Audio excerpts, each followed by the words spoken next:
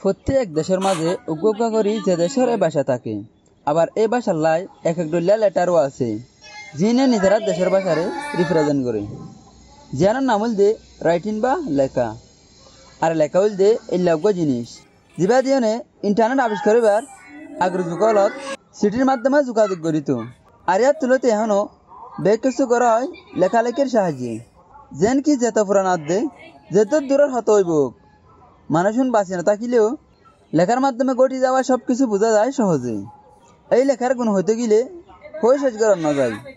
আবার বোধ কিয়া বিভিন্ন জায়গাত এই লেখার সুন্দরের বাড়াই বললাই ডল্লা বডল্লা সে ছাড়িয়ে নে লেখা বানায় বহুত কষ্ট করি, যিন বেশিরভাগ সুগত করে অনুষ্ঠানের ডল্লা জায়গা কিনার মাঝে।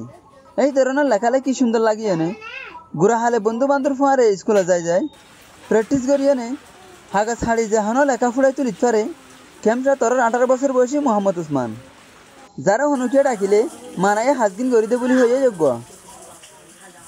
ইনা হনিকে তো শিক্ষিত নয় আর আমার যা যকল মিলিয়েরা আঁকিতে মানে আঁকি পারি। আর হনিকে যদি আর আঁকি দিত হন বিয়ার মাঝে হন মজুরিসের মাঝে স্কুলের মাঝে হন জায়গার মাঝে আঁকিতে হয় আর আঁকি দি আর আঁকিলে না তুমি ভালো লাগে। কিন্তু যদি অনতুম বড় সাঁচের আঁকিতে মনে হলে পারিবে, ছোট সাঁচের আঁকিতে মনে হলে পারিবে। আর এনে খেয়াল করে চাইলে ছোট বড় যেহন একখান হাম হয়তো না হয়তো এনে অন্য যাগই, যেনকে হামিয়ান কম্পিলিটিতে হামিয়ান গড়িয়া সহ এই রিলেটেড লাগে দিল্লা বেশ কিছু রেডি করার পরেও বেশা বেশি মেহনত করা পড়ি। এটি লাইন করি পারলেও আগে লেখার সাইজ করি পেন্সিল দিয়ে না কাগজত বেগ লেখা পড়ে। ইয়ার পরে ওনারা দেখুন কিছু দিয়ে হাড়ি সিরিয়াল অনুযায়ী গাম দিয়ে লাগা পড়ে।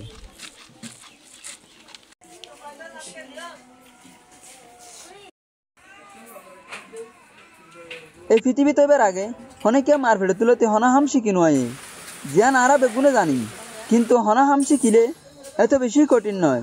ডর এবার সময়ের ফোঁয়ারে ফুরাফুরি ইচ্ছা লইনে চেষ্টা করিলে ইয়াতিন বারে কঠিন হাম শিখে যায় বলি হয়ে এলমদার হলে। জাহিদ হোসেন, পালংয়ের হতা।